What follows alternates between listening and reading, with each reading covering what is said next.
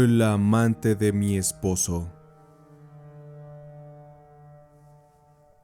Buenas noches a todos.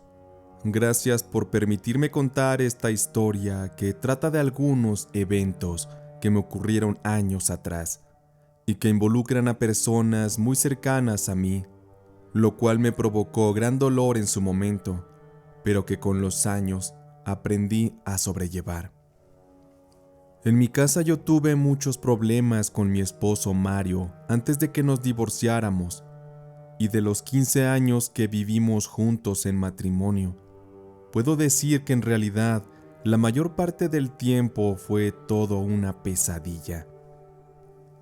Y es que él desde los primeros años se empezó a enredar en situaciones sentimentales con diversas mujeres, con las cuales pasaba las supuestas horas extra que a mí me mentía diciendo que él trabajaba muy duro, cuando en realidad él se estaba divirtiendo en otras camas, mientras que yo lo pasaba encerrada en casa cuidando de nuestros hijos.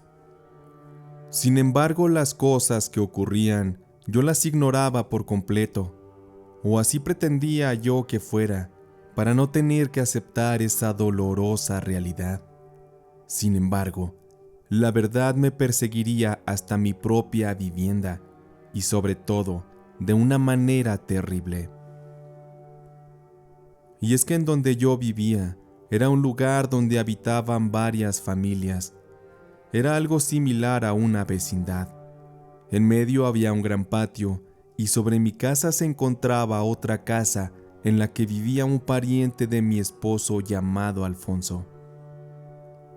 Y muchas veces este pariente y mi esposo se veían cuando él supuestamente trabajaba aquellas dichosas horas extras y juntos se iban de fiesta con sus amantes.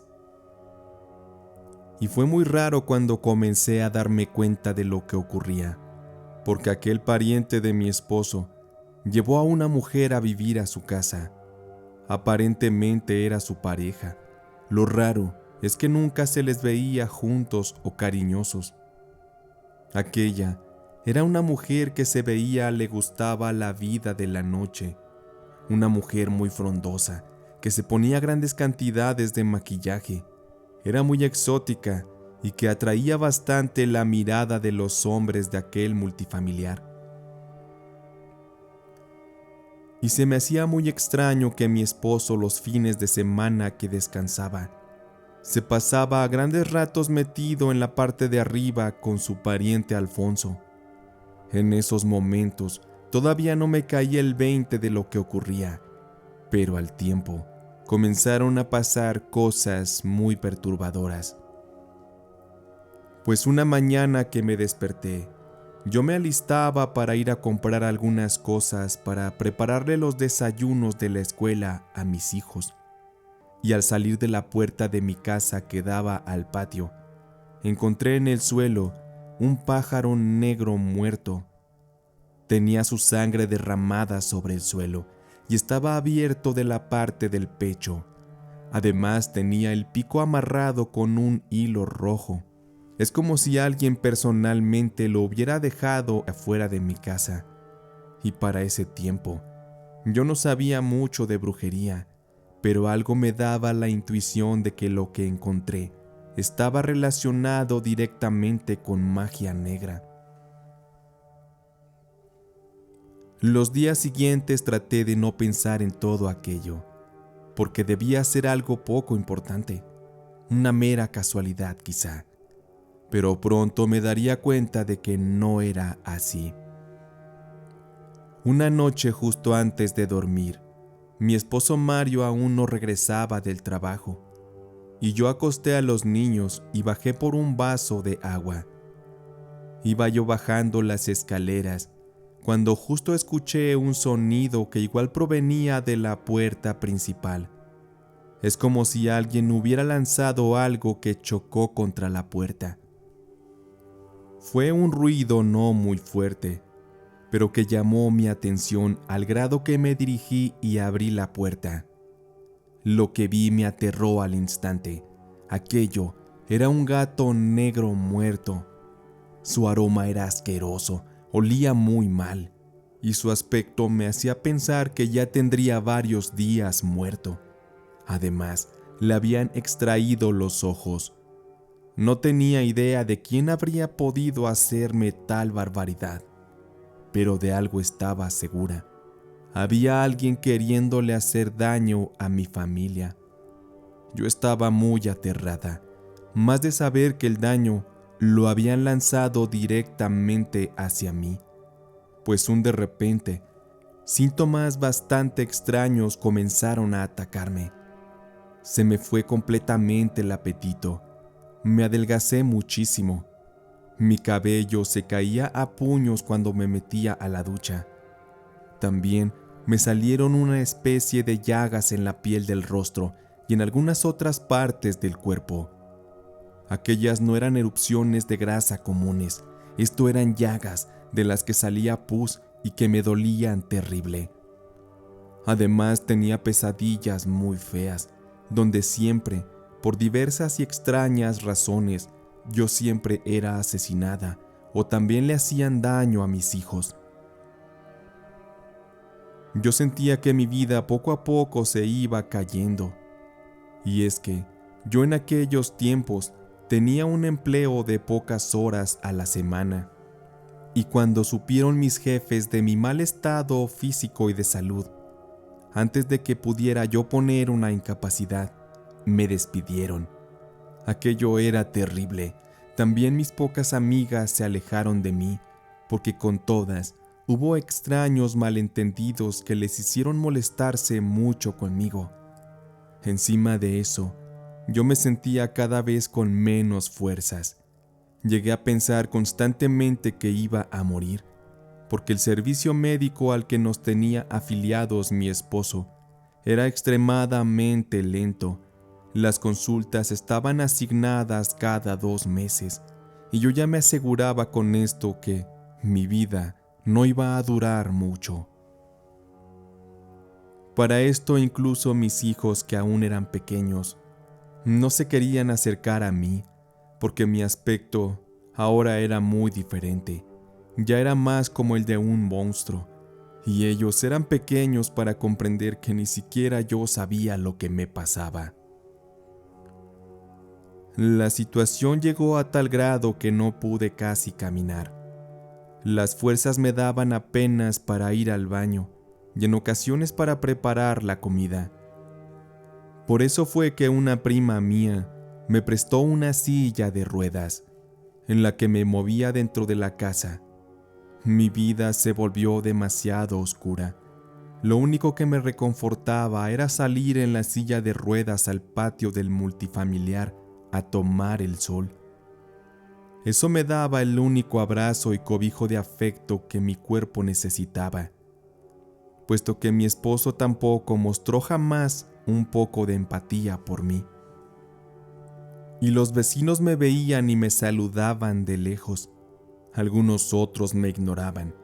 Otros se aterraban de mi aspecto. Es que es como si yo hubiera envejecido. Tendría apenas unos 30 años y ya parecía de 60, completamente acabada, enferma y sin esperanzas.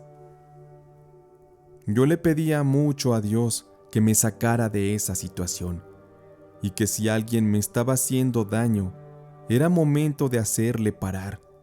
Yo no podía dejar a mis hijos a la deriva, sabiendo bien que si yo moría, mi esposo jamás los cuidaría. Y para esto hubo una luz en el camino, un ángel que Dios me envió para ayudarme. Pues una ocasión que yo tomaba aquellos días el sol en el patio, se me acercó una mujer, una vecina con la que rara vez había cruzado el saludo. Aquella mujer se acercó a mí y me dijo: «Jovita, ¿sabe? Me da pena decirle esto. En su estado no quisiera ser inoportuna, pero creo que alguien le está haciendo el mal. ¿Por qué no viene a mi casa esta noche y platicamos? Quiero contarle algunas cosas que creo que usted debe saber».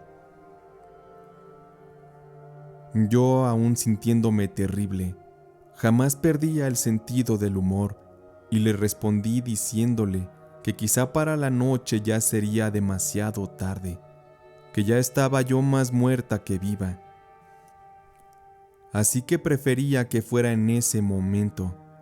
Y es que me invadió el miedo y la incertidumbre de esperar hasta la noche. Aquella mujer sonrió y me dijo que me llevaría. Así que ella me tomó y me empujó con todo y la silla de ruedas. Cuando entramos a su casa, todo estaba en absoluto orden. El lugar era pequeño, pero muy bien organizado. Había en las paredes algunas imágenes de santos que yo no conocía. Yo sabía que la mujer era soltera y jamás se había casado. Ella se llamaba Diana y me acercó un té y me pidió que lo bebiera. Mientras yo le daba esos leves tragos a la bebida, ella me explicó cosas que me estallaron en la cabeza. Ella me dijo que era justo que yo supiera que mi esposo me estaba engañando con la mujer que aparentemente era la novia de su primo. También me dijo que cada vez que mi esposo subía a la casa de Alfonso, era para verse con aquella mujer perversa, y que dicha mujer se había enamorado y obsesionado con mi marido a tal grado de que me estaba trabajando con brujería y magia negra para borrarme del camino. Aquella mujer iba en serio.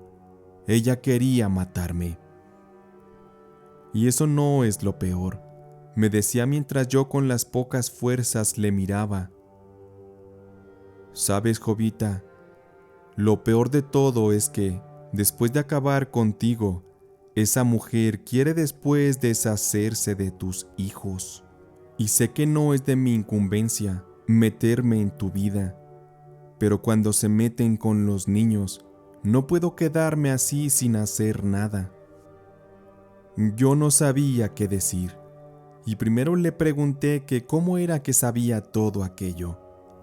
Ella me respondió que toda la vida se había dedicado a leer el tarot y a investigar de cosas ocultas, y me dijo que si yo quería ella me podía tirar las cartas para saber más a detalle lo que estaba pasando. Tanta información me había caído de peso, pero yo quería saber más. Era en ese momento o nunca. Y así la señora Diana comenzó a barajar. Yo partí el mazo y después comenzó a decirme muchas cosas que me desconcertaban, porque en su mayoría eran cosas que yo estaba viviendo. También me dijo que para que yo saliera del problema solo había dos caminos. Uno era el de no hacer nada y morir, y el otro era confrontar a la amante de mi esposo para pedirle que me dejara en paz. Todo a cambio de yo hacerme a un lado de su camino. Y es que la señora Diana me dijo que la magia que me hizo era muy fuerte y que solo ella la podría revertir. Diana me afirmó que solo había esas dos salidas y que yo debía escoger. Por una parte, yo no quería morir, y por la otra, hablar con la mujer representaría también perder mi matrimonio y muchas otras cosas. Sin embargo, no me quedaba de otra. Al terminar la charla, Diana me llevó hasta mi casa, y al estar paradas junto a la puerta, ella observaba mucho un par de maceteros grandes que yo tenía colocados a la entrada de la casa. Y Diana metió su mano usando una bolsa de plástico.